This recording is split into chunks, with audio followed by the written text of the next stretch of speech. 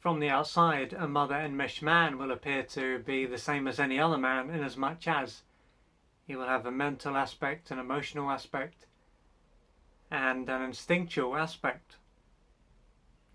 However, although he will appear to have each of these aspects, when it comes down to how he behaves, it can be as though he is missing at least two of them. And so through being focused on his mother and doing what he can to be there for her, and neglecting his own life, and also through simply tolerating what is going on, it can seem as though he won't have an emotional aspect, so he will appear to be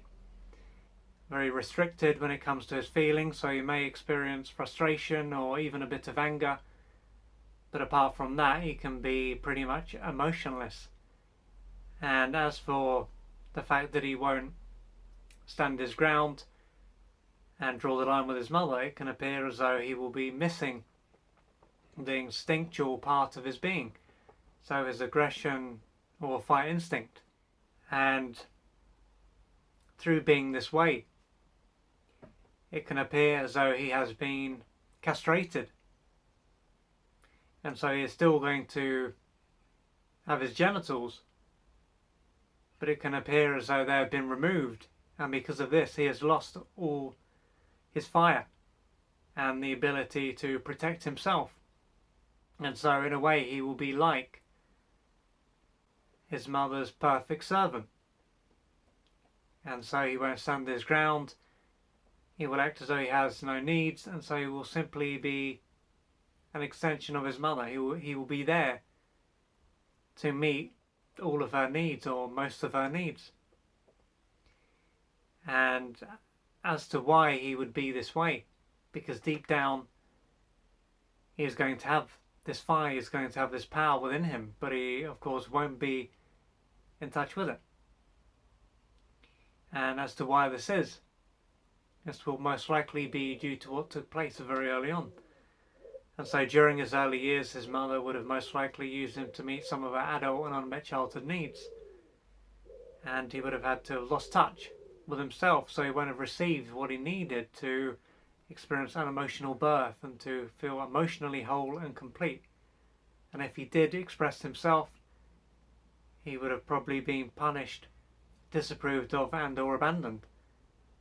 And so he would have had to have lost touch with his true self, his body, and to live up top and to create this false self that would allow him to be there for his mother and to survive. And not having his needs met would have caused him to experience a lot of pain and to be estranged from himself. And so this would have played a part in why he is not in touch with his aggression or fight instinct, and of course why he's out of touch with his needs, and why this is what is normal, and why a man in this position probably won't even realise that he is out of touch with himself and lacks the oomph that he needs to assert himself and to live his own life. And along with what happened in relation to his mother,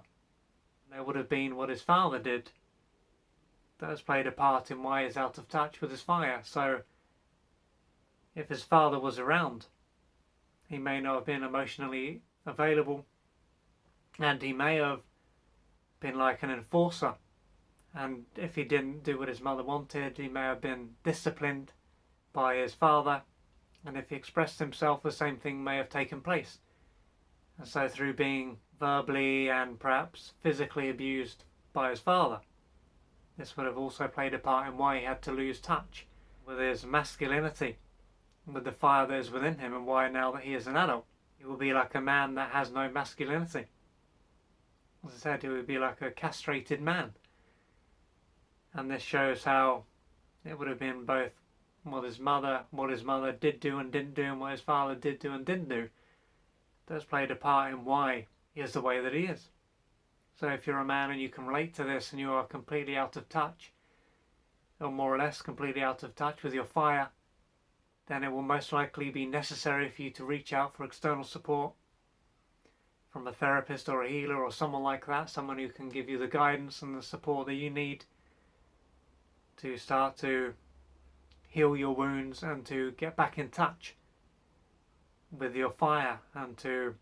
develop your masculinity so that you can start to assert yourself, to stand your ground, and to live a life that is worth living. Because in order for you to live a great life, you will need to embrace your fire. Because if you don't, you will continue to outsource this, and other people and your mother will make decisions for you, and deep down you can be waiting for someone to come and rescue you,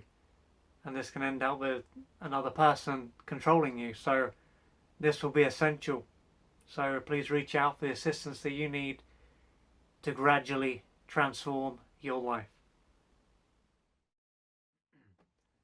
To find out more about the services that I offer and how I can assist you on your journey,